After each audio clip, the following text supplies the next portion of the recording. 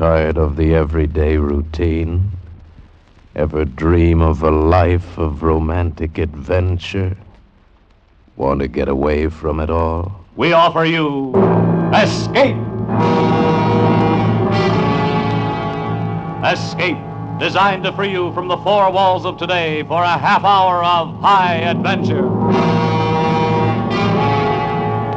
Tonight, you are swimming for your life in the dangerous waters off the Florida Gulf Coast, about to be smashed by a launch carrying a vicious criminal who must kill you or die himself. And on shore, 500 yards away, the police are waiting to arrest you for murder. And there can be no escape.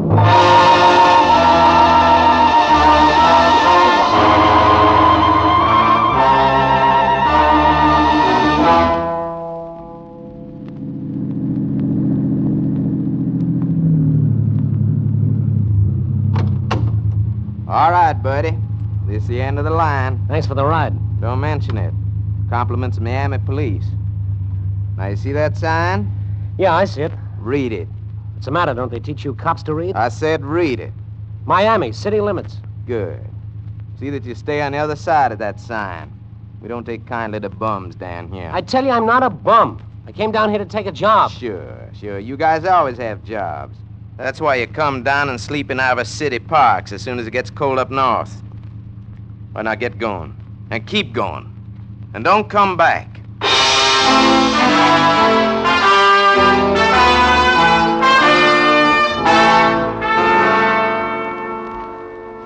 Don't come back, he says. Fat chance. One night on the streets and you're a vagrant. They give you a cot in the city jail and some coffee and spud nuts in the morning and escort you out of town. Every step I took was away from that place, and that was all right, too. They could have their sunshine and their orange juice. All I wanted was a ride north, anywhere north. But one after another cars passed me up until my thumb got tired. I walked almost all the way to Fort Lauderdale. I got a ride into Pompano, and then I hoofed it again. It was getting hot. Took off my jacket and carried it. It was near Delray Beach that the big new Nash sedan swooped down around the curve from the opposite direction, and suddenly it blew a tire. The car swerved, careened across the white line, and was coming straight at me. I jumped out of the way and ran, my heart pounding like crazy. And then the car stopped miraculously, right side up. It was some driving. I walked back to it. There was a red-headed girl in the driver's seat and a man beside her. The man's face was cut. Darling, you're bleeding. Your forehead. It's nothing. I just hit the windshield. Can I help? Yes. You can change the tire. If you do it fast, there's $5 in it for you. You all right? It's just a cut. It's nothing. Look, we're in an awful hurry. Oh, sure. Where do you keep the tools? Oh, in the back. Here's the key. I'm sorry I scared you. I couldn't help it. The car got out of control. You sure know how to drive. Oh, look at that tire. It's a mess. Will it take long to change it? No, not very. Oh, it's certainly lucky for us that you were right here to help us. Where are you going? Well, I was trying to hitchhike. The only ride I got was on the back of a fish truck. Where are you hiking to? Any place but Miami. What's wrong with Miami? Oh, nothing. It's a great town. But the cops don't like you if you don't have a job. I should think a good-looking man like you could get a job. Seems to me that... I'm coming. Good-looking man like me. It's funny she should say a thing like that. And that was what I was thinking about her. Oh, she was beautiful. She was the most alive person I'd ever seen. And yet, she was controlled like an ember. As I worked on the car, putting on the spare that cost more than the suit I had on my back, I got to wishing that I could afford a car like that, and a girl like that. And I wondered about the guy it all belonged to. He was used to being waited on, you could see that. He sat in the front seat, and the girl sat close to him. Every now and then, she'd look back at me and smile. Couldn't hear what they were talking about, and I was glad. Because I suddenly didn't want to know what he said to her. A jerk, that's me, a daydreaming jerk. How are you coming? Oh, I'm through. What's your name? It's Joe Mazurka. Would you like to go to Miami with us, Joe? Oh, I can't go to Miami, not without a job. That's what I mean. You want a job, don't you? I'm fixing tires? No. I've been talking to Mr. Ress. If you really want a job, he has one for you. Are you kidding? He has a job for me in Miami? Would you like that? Oh, boy, would I. Then put the tools away. Come on, let's go. Now, wait a minute. There's something I want you to know. I had a job. I came down here to take the job as swimming instructor at the Bay Club, but I was a day late and the job was gone. Oh, so that's how you got those shoulders. Swimming. Oh. Well, I just wanted you to know that I'm not a bum. Of course you're not a bum, Joe. Whatever made you think I thought you were? And, we haven't got all day. Come on, he's getting impatient. Yeah, but the job, what kind of a job is it? Mr. Ress will tell you about it on the way in. But You want to go to Miami with us, don't you? Yeah, I sure do. Then come on, let's go.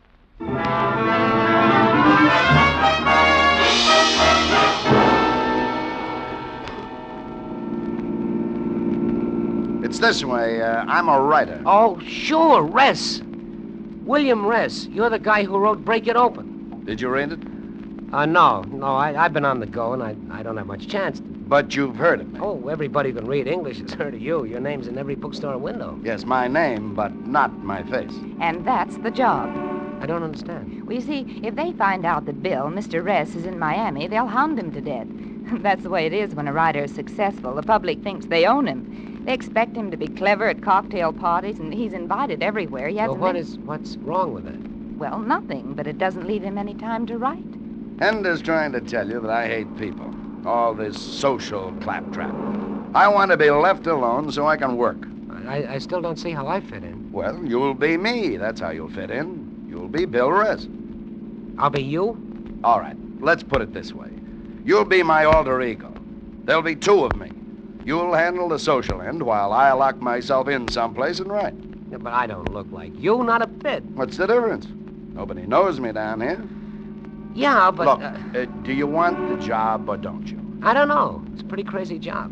Pays $100 a week in expenses. $100 a week? It wouldn't be hard, Joe. Not with me helping you. Yeah, that's right. Hender could help you. I could see you from time to time, and, well, I could tell you what to say, how to act. You would? You'll take it, won't you, Joe? It's a crazy job, all right, but I'm a crazy guy. Sure.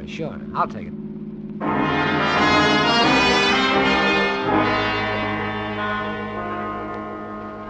They coached me all the way into Miami. I memorized facts about him. Where he went to college, what he ate for breakfast, how he felt politically. But there was one thing he didn't tell me, and it was the one thing I couldn't ask. What was his relationship with the girl? That's what I wanted to know more than anything else. We passed the city limits sign, went on into Miami on Biscayne Boulevard. Hender pulled the car up near a cab stand. Now, you're sure you got it all straight? I think so. All right, Hender, give him some money. Oh, yes. Here, Joe. Thank you. $500? Yes. I want you to buy some good clothes and a couple of good traveling bags. You're a successful writer, remember? You've got to look good. And check in at a good hotel. The Ronnie Plaza. Yes, that'll be fine. Ronnie Plaza. Aren't you coming with me? Oh, you'll want to get settled first, Joe. Get yourself a haircut and a manicure. I'll see you tonight. But what if I should have to get in touch with you before that? Why? Why would you want to get in touch with her? Oh, well, you know. Ask some questions about you in case something comes up all of a sudden. All right. If you need me sooner, you can call me. 99730.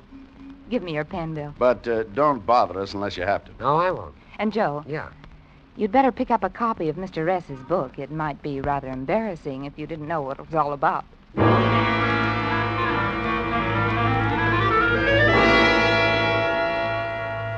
They drove off, and they left me standing there with my head full of facts on the life and times of Bill Ress, but not one fact about her.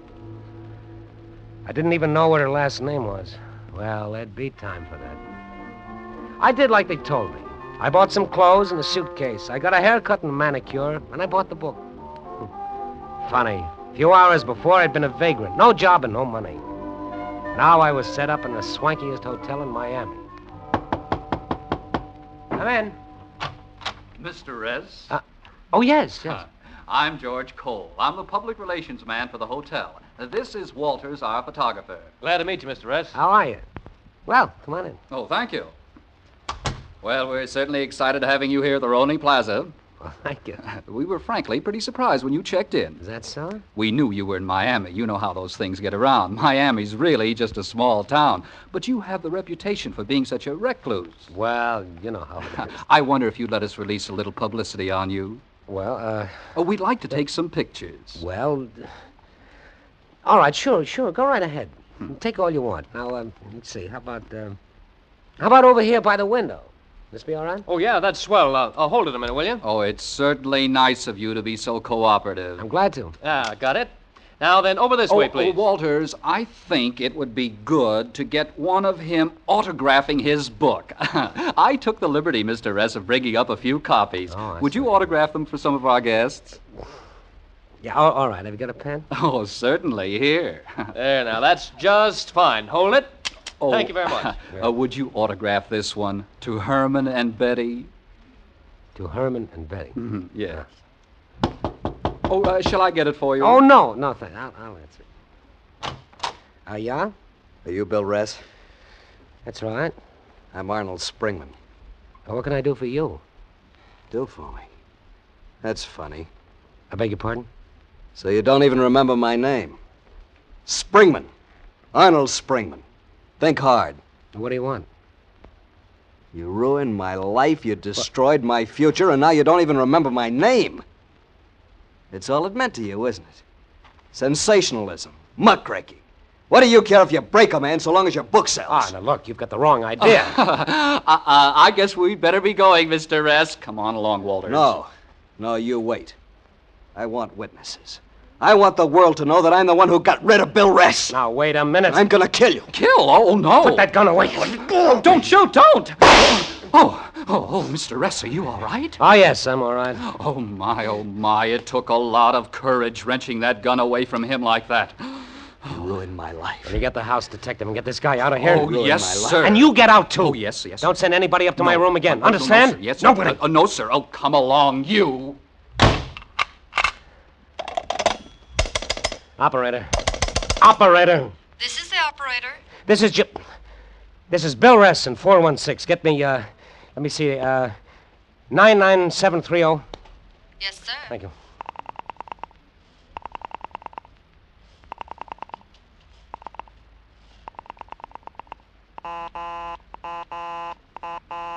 I'm sorry, Mr. Ress, the line is busy. Call me back when you get it, please.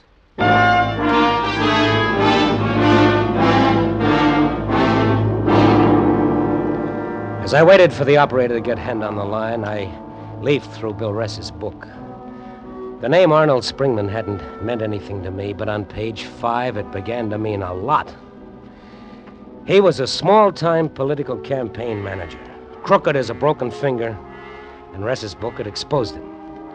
That's what the book was, an expose of dozens of politicians, large and small, and every one of them had plenty of reason to get rid of Bill Ress. Dozens of potential killers.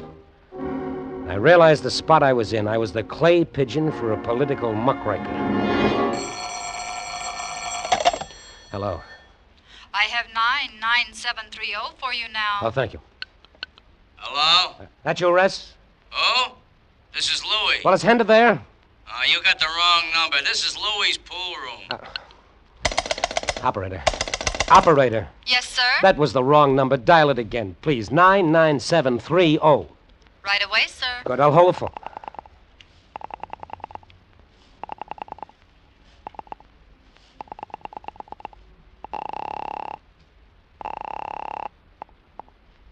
Louis's pool room. Louis talking. Is this 99730? Oh, it's you again. Yeah, this is 99730. Is Bill Ress there? Never heard of him. Are you sure there isn't a girl there by the name of Henda? Tall, slender, red hair? Look, buddy, the dames have invaded the bowling alleys, but the pool rooms they ain't touched yet. And for that, I'm thankful. But she gave me this number. Buddy, for my dough, she gave you the runaround. I couldn't believe it. But why not?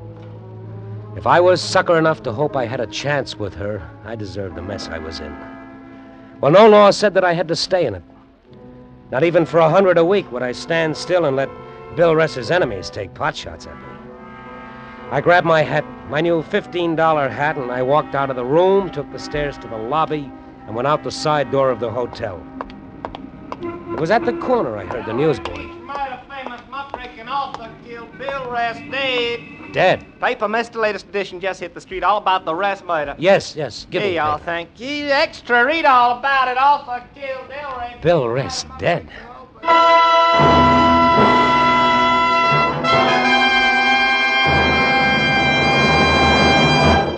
In just a moment, we will return you to the second act of Escape.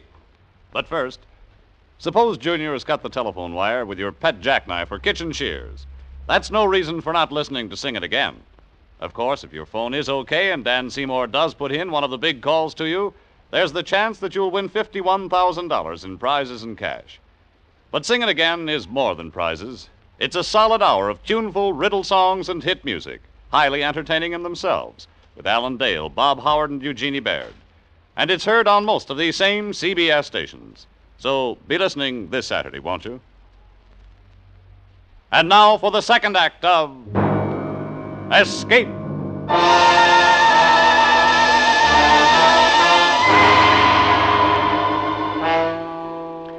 I stood there holding the newspaper that said the man I was impersonating had been murdered. I was on the spot and I knew I had to do something fast. But suddenly it was done for me. Joe! Huh? Over here, Joe! Henda, Hurry up, get in. I'm blocking traffic. I tried to get you. That number you gave me, 99730, that's a pool room. 99730. Oh, Joe, no, it's 99703. Oh. Well, anyway, he's dead. The newsboy's yelling that he's been murdered. Oh, I didn't dream it'd work out like this. Who killed him? I don't know. A lot of people hated him. I know that. One of them took a shot at me. At you? Did you tell anyone you were Bill Ress? Did I tell him? Of course I told them. I signed the register, I autographed some books, they took my picture. Oh, that's terrible. But you told me to. I know. Well, what does it mean? I'm all mixed up. Well, they'll think you did it. You can't go back to the hotel. Where are we going? Cumbe. They won't find you there. Cumbe? What is that? It's an island, one of the keys. Well, wouldn't it be better if I went to the police? I haven't done anything wrong. You impersonated another man. You signed his name. And now he's dead, murdered. How will that look for you? Yeah, but that was my job. You were there. You heard him hire me. You can tell them that... Well, can't you? No, Joe. That's just the trouble. I can't tell them anything. I don't get it. Why not? Bill was married. Oh, he was going to get a divorce, but he was still technically married. He was going to marry you? Yes, but nobody knew about me. I never met any of his friends. Nobody ever saw us together. As far as the world is concerned, I don't even know Bill Ress. You see, Joe, I wouldn't be a very good alibi for you. I've got to keep out of this mess, too. I see.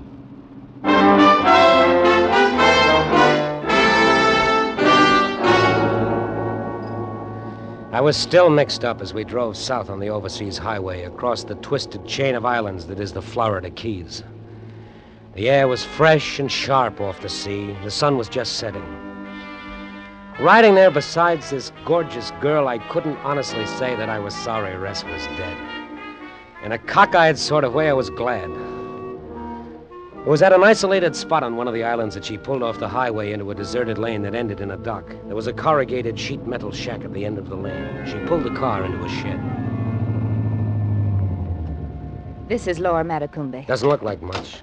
And there's the yacht out there. Yacht? Oh, didn't I tell you? We're going out in the yacht. But you said we were going to stay at Cumbe. This is still Florida, all the way down to Key West. You'll be safer on the yacht. It belongs to a friend of mine, Ernie Cristillo. He'll take good care of us. Yeah, but where is it going? Oh, it isn't going anywhere. Ernie gets seasick, so he just keeps it at anchor all season. Oh. And how are we going to get out to it? That's strange. The speedboat was supposed to be waiting here for me. Well, come on, let's go into the saloon. I'll phone them.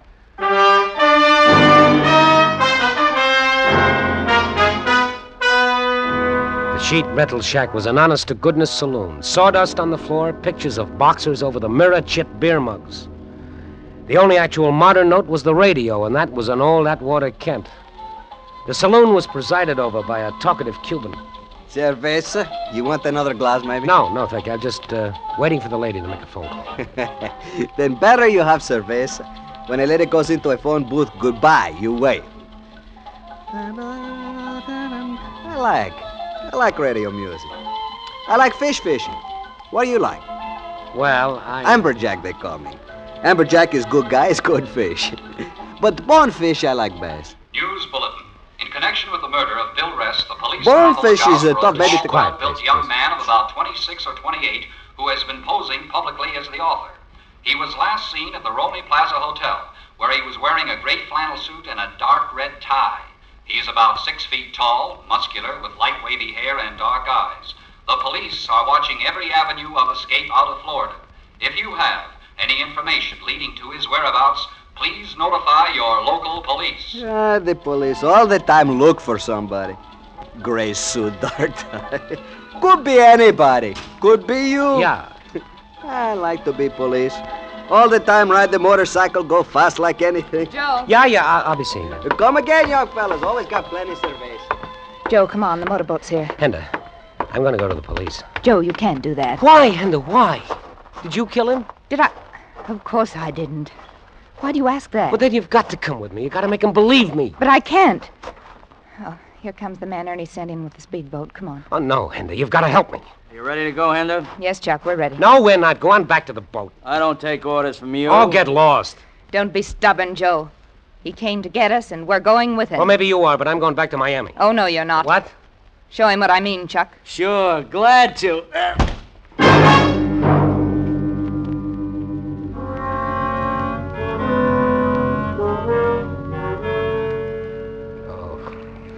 Feel better, Joe? Oh. Would you like me to get you a drink? No. Come on, relax. Don't get up so fast. It'll make you dizzy. You can quit being charming. You made your point. We're on the yacht. Now, isn't this better than going to the police? It's so quiet out here. So peaceful. So you killed him. No, I killed him. What? I said I killed him. Oh, I must be losing my mind. You're supposed to be dead, Res. Not Res. My name is Castillo, Ernie Castillo. Castillo? But you're the guy that hired me to double for Res. That's right. Maybe I better straighten you out. I killed Bill Rest this morning at Delray Beach. Reason? He was writing a new book exposing the narcotics syndicate. Matter of fact, it was to be my biography. Delray Beach, of course. That's where the newsboy said he was killed. That's where you were coming from when you picked me up this morning. Right again. I killed Rest and I disposed of his longhand notes on the new book. Why'd you drag me into it? Why'd you bring me here? Very simple. To give the police a definite suspect. Ress's impersonator, you. Henda was to pick you up later tonight, but they found Ress's body sooner than we counted on. She just made it in the nick of time, don't you think? So I was your red herring, huh? We got the idea while you were changing the tire. It worked fine. Oh, sure, it worked fine. Why'd you have to pick on me? Who is he, anyway? A joker on the road, a guy without a job, a vag, huh? You're getting emotional, Joe. You think you can hold me? You're crazy. Are we? By now, some smart newspaper man has his byline on a story explaining why you did it. Oh? Suppose you tell me why I did it. Maybe you've been impersonating Ress for a long time. He caught up with you and you killed him. That won't stand up. What about that book of his? It's full of names of people who'd be happy to see him dead. That's true, but you've run away, Joe. That's the most damaging fact of all. You've run away and the police will keep looking for you. And they won't find you.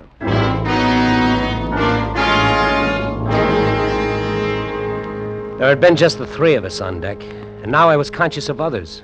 2 or 3 men, including the one who had slugged me. They were securing the motor launch to the deck. Even as they worked, I could feel them concentrating on me. It was like waiting for someone to give a signal.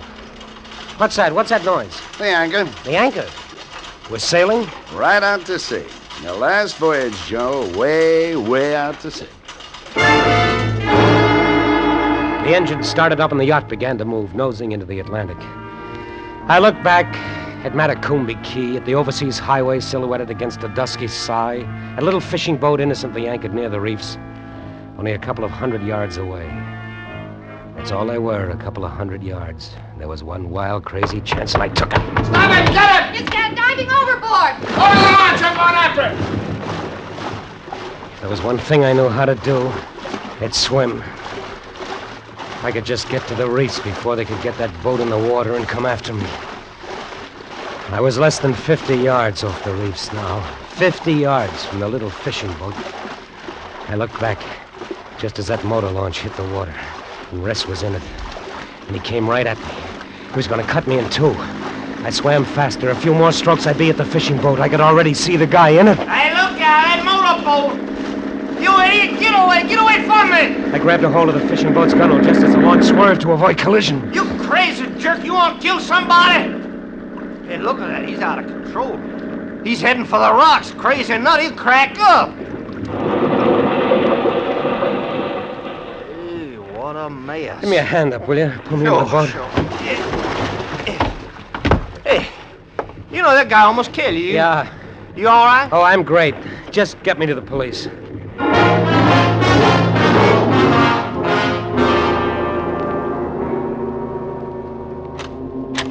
Here he is, Lieutenant. The mysterious Mr. X. Look, I tell you, I didn't do it. I didn't kill anybody. I was hired by Ress. I mean Castillo. Castillo and that girl. They picked me up on the highway. They were both in her. Relax. Take it easy. What? Castillo is dead, and the Coast Guard picked up the girl. Oh, did she tell you? Sure. She talked. They always talk. Oh, I was afraid you wouldn't believe me. Well, when they booked you, we thought you could have done it. That crazy cock and bull story you told about working for him. But when we checked the blotter, we knew you couldn't have killed Bill Ress at all. Oh, you knew? Well, sure. When are you guys going to learn to come to the police when you get into trouble? We knew all along you couldn't have killed him because the murder was committed between 6 and 8 a.m. You were right here in the Miami jail until after 8:30.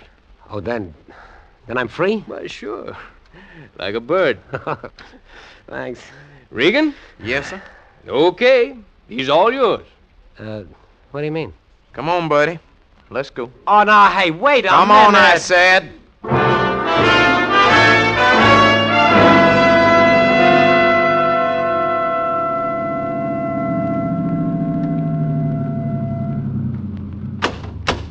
Okay, buddy. See that sign? Yes, I see the sign. It says Miami City Limits. That's right.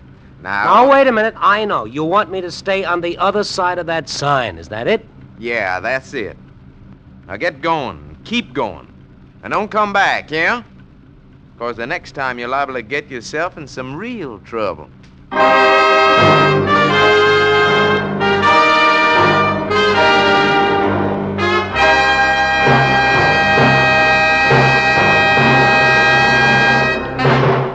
Escape is produced and directed by William N. Robeson. Tonight we have presented Danger at Matacumbe by John and Gwen Bagney. Featured in the cast were Frank Lovejoy as Joe, Marie Windsor as Henda, and Ted DeCourcy as Ress. Also heard were Rick Vallon, Robert Clark, Harry Bartell, Dee Tatum, Jerry Hausner, and Larry Dobkin. Special music was composed and conducted by Del Castillo. Next week... You are the prisoner of Mr. 3 from the land of 1. You're being driven like an animal toward the giant spaceship from which you know there can be no escape. Next week, we escape to the forbidding valley of the Infernal River high in the Peruvian Andes, a valley from which no traveler has ever returned, as T.S. Stribling tells it in his science fiction classic, Green Splotches. Goodbye, then, until the same time next week, when once again we offer you Escape.